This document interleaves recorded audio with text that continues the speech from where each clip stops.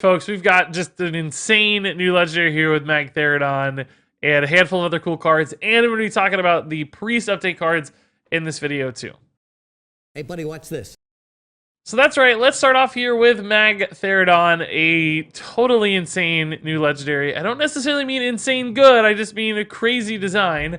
A new 4 mana 12/12 Flaming Faceless, get out of here. 4 mana 12/12, the new meme. Somehow still better than 4 mana 20/20 with the darkness. I don't know.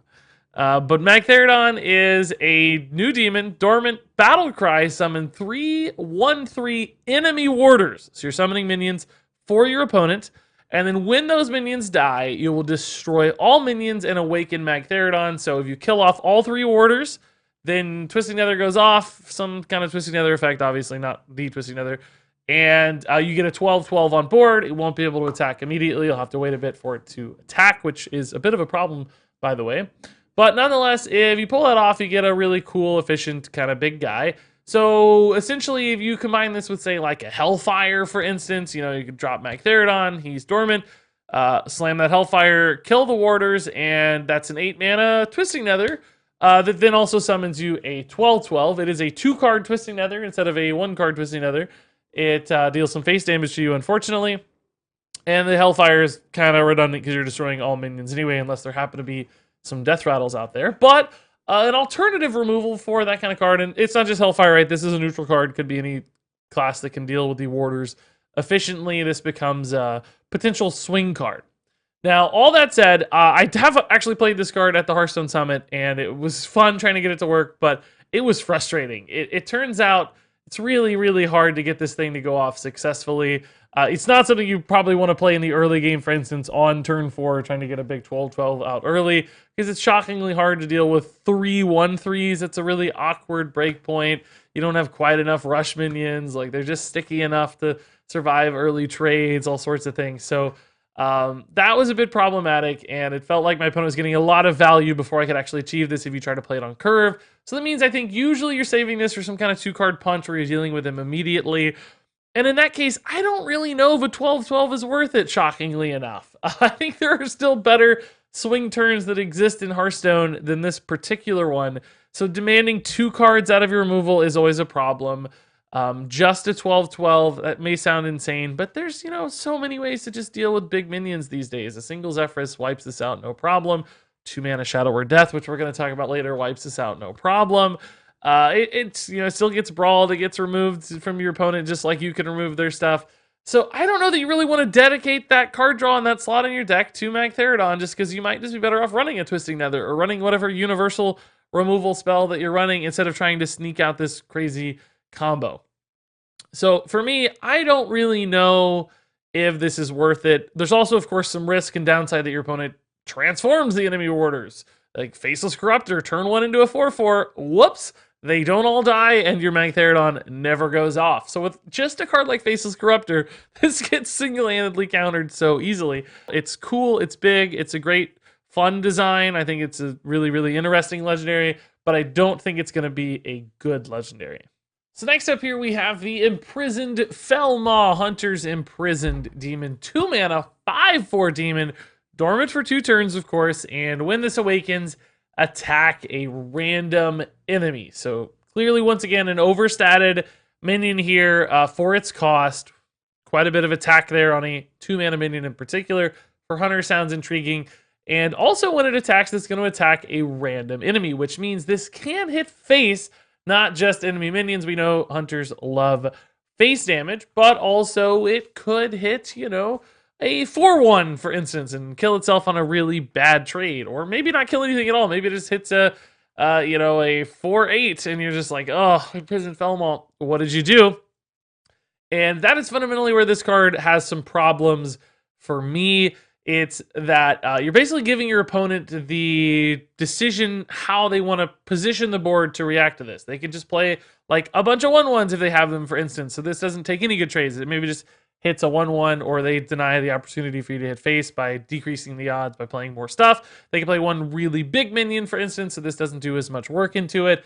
But whatever their resources kind of dictate, they can play towards this card. Now, of course, not every deck, not every matchup, not every game, they're going to have the perfect answer. They will still occasionally fall victim to this. But you're still giving opponents choices and you're giving them the ability to react, which often limits the utility of your cards. So that's a big, big concern for me. Beyond that, the same problem that all of these imprisoned demons have, this one also falls victim to, which is that you're sacrificing tempo now, you're sacrificing stats now for a potential unpredictable upside later. And I think this one is really, really unpredictable. And you don't have like a universal effect like dealing 2 damage to all minions like we've seen. Maybe a discount in hand you can control a little bit. This one's really uncontrollable, and you're just kind of victim to fate here. So that's a really, really big problem for consistency's sake. Now, Hunter is also a class that likes to be playing from ahead. They like having minions that are dictating pressure, getting chip damage through the face.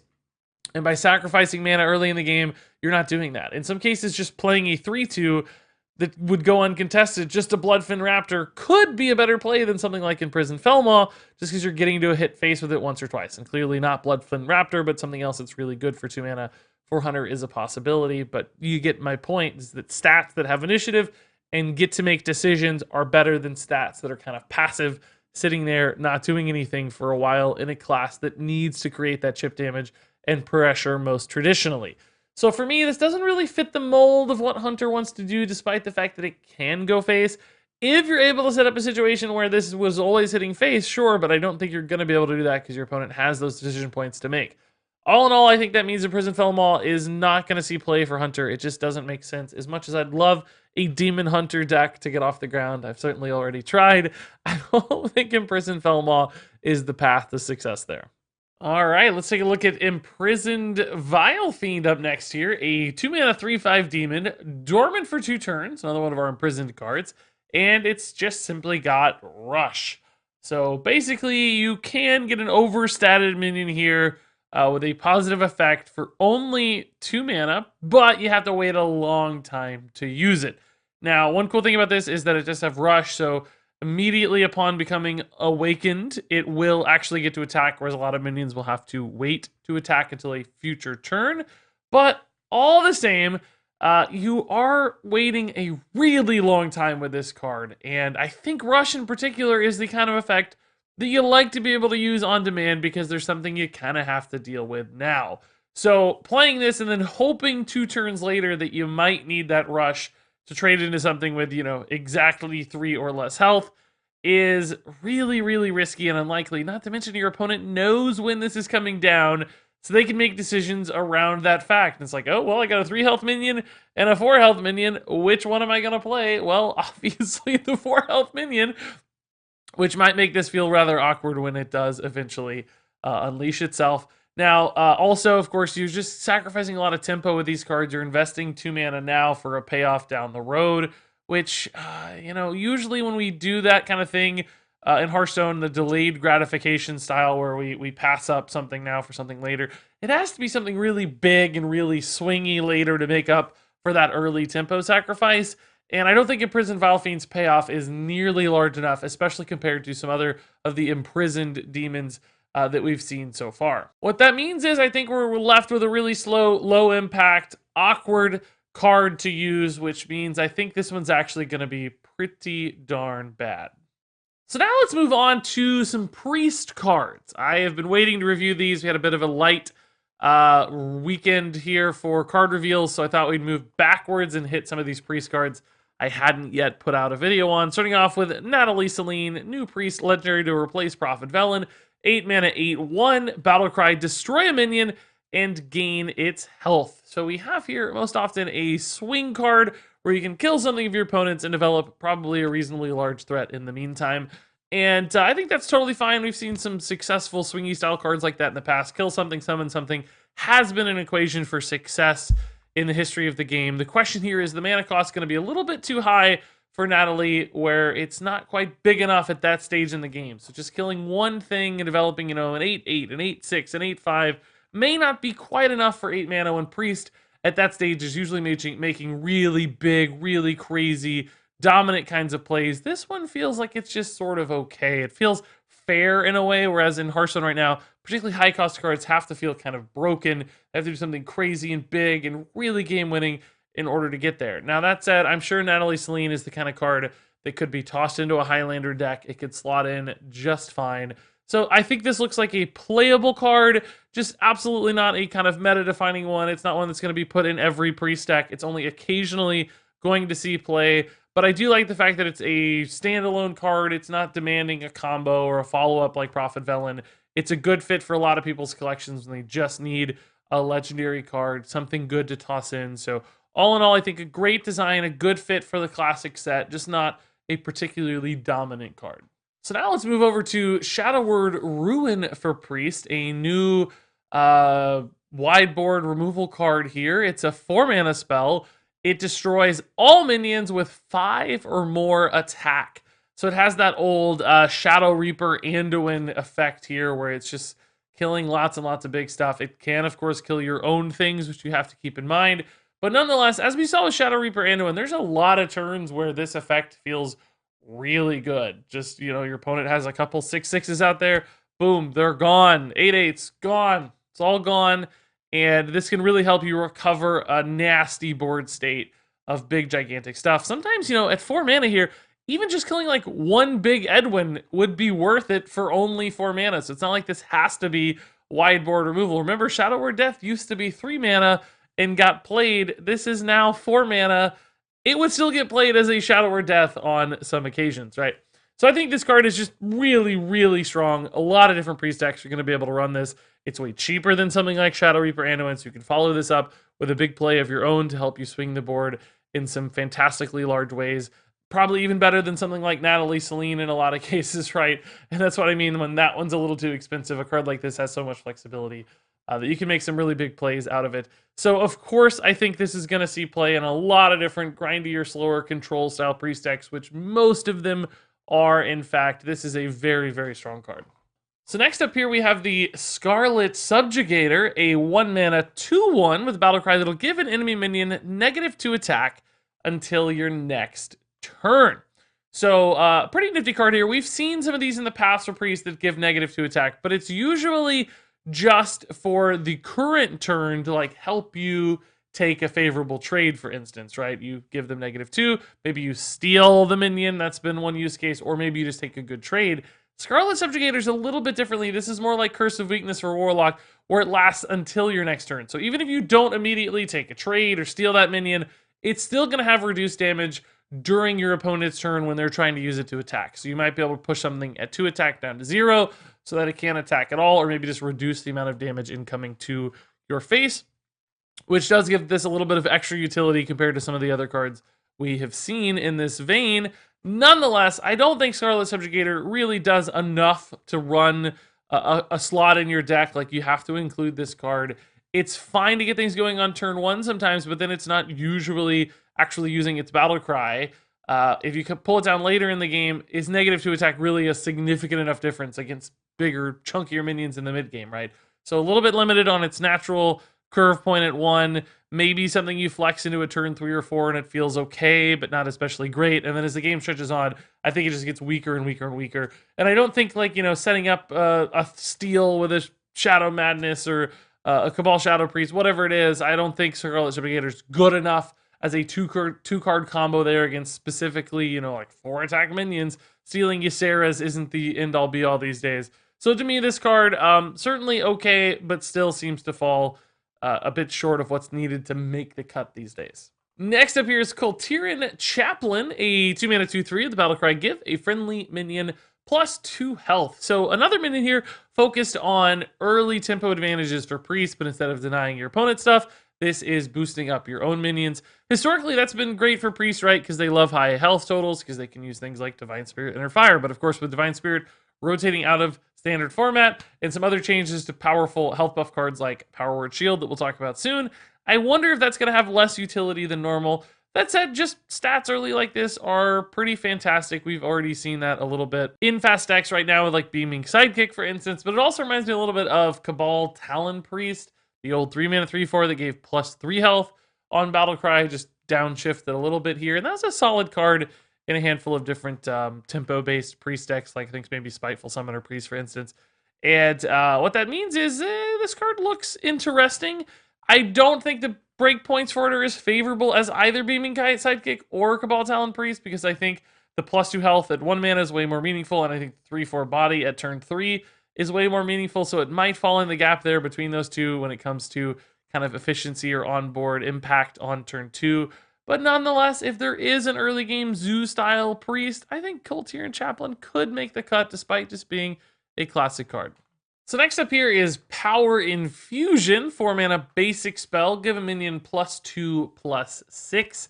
This is basically a buffed version of the old card Power Word Tentacles, which was the exact same effect for 5 mana. That one was from Whispers of the Old Gods. And I don't think that card was ever very good. I don't remember it getting played outside of some meme decks here and there. And despite getting buffed, I still don't think Power Infusion's really going to be all that good. Although, again, Priest used to love really high health totals and can do some pretty nifty things there. I think, unfortunately, here, without the Divine Spirit enabler, even an Inner Fire on something like Power Infusion just doesn't add enough extra value. And I don't see Priest going really all in on these kinds of buffs. I think buffs that are a little bit more equitable across attack and health are more beneficial in general. And when you compare this to something like Blessing of Kings, for instance, it's like, ooh, man, Kings is 4/4. That feels way better to me than just +2/+6 because it helps you trade, create pressure a little bit faster. So even in a Priest world where Inner Fire does exist, Power Infusion still seems a little weak to me. It's fine, but it feels like a card that just doesn't really make sense. There are probably going to be better things in this slot that do the same kind of thing, but faster or more efficient, have a body attached, etc. So this card often gets left behind. Moving on here to the Psychic Conjurer, a new 1 mana 1/1 with Battlecry. Copy a card in your opponent's deck and add it to your hand. It's a bit of a Thought Steal style effect here, but on a stick on a 1 mana 1/1. And obviously, we've seen a handful of different minions here already that benefit with having early consistent stats on board for health buffs. So having 1-drops like this seems sensible if you're going to be buffing minions on board. Get a little bit of value in the process, maybe steal something really cool. But unfortunately, that 1/1 stat line on 1 just isn't good enough most of the time these days. It gets killed too easily by so many different hero powers. Just 1/3s, 1/2s on board seem far more powerful and influential. So I don't know if this is sticky enough to really play into that tempo style. Now, when it comes to copying a card in your opponent's deck, Thought Steal is not something that's like really driven a lot of gameplay lately. And just because of the randomness of getting something that's not realistically at all synergistic with your deck, or just getting one of the worst cards in their deck, the high rolls rarely ever outweigh the low rolls, where the sort of average result is rather weak and inconsequential to your game plan. And often in Hearthstone, you're better building towards your own game plan proactively as opposed to trying to cobble something together from your opponent's cards anyway. So all in all, Psychic Conjurer probably doesn't get played much, although I'm certainly going to have some fun with some Thought Steal Thief-style pre-stuff in the future with cards like this one. Moving on here to buffed cards that we might recognize from Priest but have had stats effects changed, like Temple Enforcer here, 5 mana 5/6 now, instead of a 6 mana 6/6, and the Battlecry gives a friendly minion +3 health still. So basically shifting this card to make it a little bit of a faster play at 5 mana instead of 6, and I would argue making the stat line a little more favorable as well, giving it that kind of vanilla 5/6 stat line, which we've seen succeed at 5 mana quite a bit. That said, I still don't think the Battlecry here for Temple Enforcer pays off enough at that stage in the game. As you move from early game to mid game to late game, effects have to kind of ramp up in power to keep up. And +3 health, I just don't think is enough by the time you get to turn 5.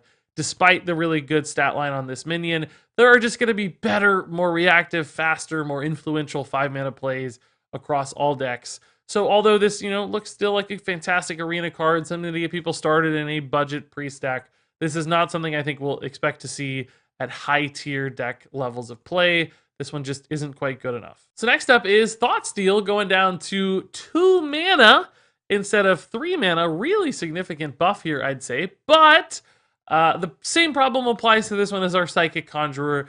I think in the current era of Hearthstone, trying to piece together something from your opponent's cards just isn't good enough. Every deck has such a defined game plan, and it's so directed in what it wants to do and achieve and how it wants to win the game, that just random resources don't make the cut. Even if you're, playing a really grindy control priest that's just trying to out-resource and out-fatigue your opponent, there are better ways to generate resources than a card like Thought Steal, running Discover effects to give you the kind of thing you're looking for as opposed to some random, deadly poison in your opponent's deck that you can't use.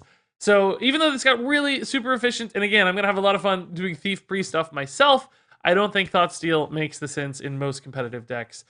So this one will be another card that doesn't quite get there. Next up here is Shadow Madness, going down to 3 mana instead of 4, which is considerably more intriguing because I think the odds of finding the right kind of minion to Shadow Madness is much more likely around turn 3 than by the time you move more into the mid to late game, where a current Shadow Madness would get there. So yeah, there could be some sneaky things to steal to make a nice little onboard play. Steal your opponent's 3/3, trade it into another one of their 3/3s, get a death rattle along the way sometimes. That's all cool. But nonetheless, still a pretty big commitment just to deal with something that's that small. Priest can just wipe entire boards far more efficiently than dealing with like 1 or 2 things here and there. And the occasional upside of grabbing some lifesteal or a death rattle or whatever it is just isn't going to make sense. And even in a world where Ziliax is now rotating out, so that would have been one of the best minions to grab perhaps with a new, more efficient Shadow Madness, but Ziliax won't even be there anymore. So unless you're really looking for a Kayn Sun Fury off of your Shadow Madness, this is another card that definitely feels better. It's going to be way more impactful off of things like Zephrys now at its new cost, as will some of the other cards we're going to talk about and probably already have talked about. But nonetheless, still not good enough to make the cut in an actual deck list. So next up here is Shadow Word Death going to 2 mana. That's crazy. Shadow Word Death was already a pretty playable card at 3 mana, made the cut in a lot of Priest decks. So of course at 2 mana, I think this card is still going to be really relevant. Extremely high tempo removal for big threats. Your opponent playing a Mountain Giant suddenly becomes like a liability to them, but also I don't know how they got a Mountain Giant in standard format, so that's an example I can't use anymore. Your opponent playing a Sea Giant is suddenly an enormous liability to them because you're going to deal with it so darn efficiently. That's scary. Also, this is going into the Zephrys pool, which means you can now kill really big things as early as like turn 4 with Zephrys, which is great for those Edwins and those, Sea Giants early. So, of course, I think this card's fantastic. It's going to be played in tons of Priest decks, and that's no shock given it was already pretty good and it just got way better. So next up here is Power Word Shield going down to 0 mana, and that's the only change, right? So many people missed this one when it was first revealed. No longer draws you a card, guys. No longer draws you a card. It's only a +2 health buff, which is really a bad sign for Power Word Shield. Most of the value in this one was bundled into the fact that it was such an efficient way to cycle into new cards, new options, new choices. Without that, a +2 health buff just isn't going to be worth it. No tempo priest deck is ever going to be willing to give up a draw and a slot in their deck for just +2 health.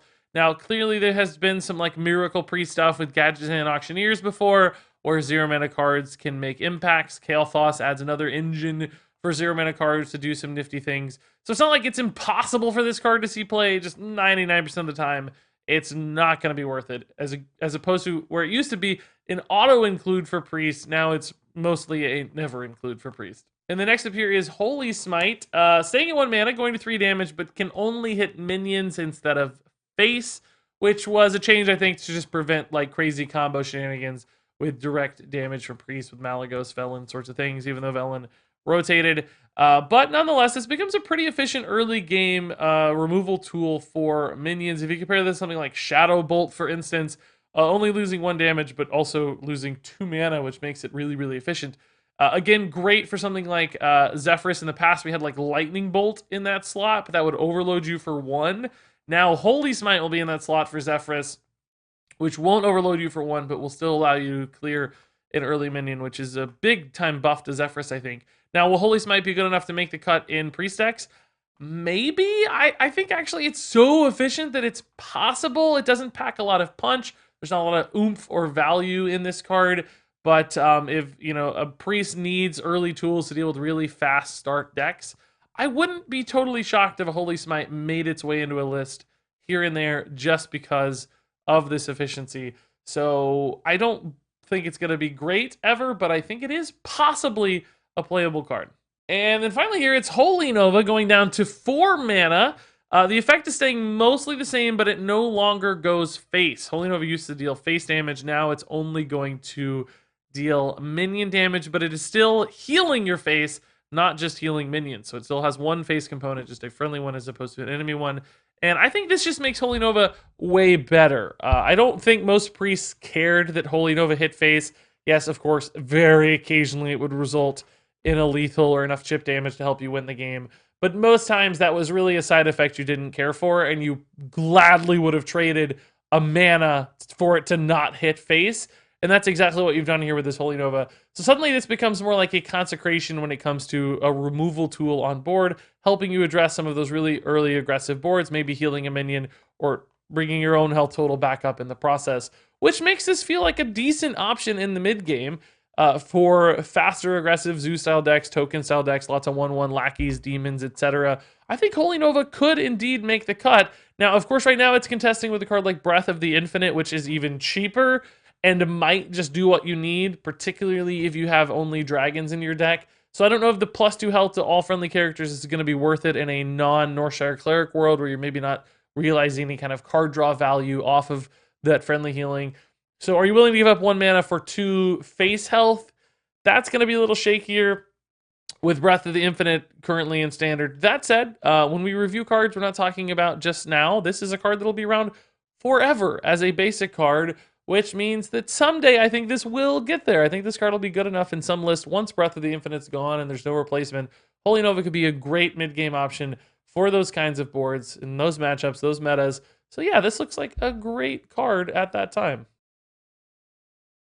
Magtheridon is a 3-star card. Imprisoned Felmaw is a 2-star card. Imprisoned Vilefiend is a 1-star card. Natalie Seline is a 3-star card. Shadowward Ruin is a 4-star card. Scarlet Subjugator is a 2-star card. Kul Tiran Chaplain is a 3-star card. Power Infusion is a 2-star card. Psychic Conjurer is a 2-star card. Temple Enforcer is a 2-star card. Thoughtsteal is a 2-star card. Shadow Madness is a 2-star card. Shadow Word Death is a 4-star card. Power Word Shield is a 1-star card. Holy Smite is a 3-star card. Holy Nova is a 4-star card. And there you go, folks. We had some stinkers in this video, some low average reviews, but a lot of those are priest cards. Some of the imprisoned stuff I think is going to be awkward. So don't lose hope. Still tons of good cards. There's been a lot of very, very powerful cards in Ashes of Outland. Just not a particularly good review here over this weekend. I guess we got some scraps, some leftovers. That said, share your thoughts on these cards below. Maybe I'm wrong. Maybe you think they're amazing. Tell me why in the comments below. But until then, thanks much for watching, and until next time, game on.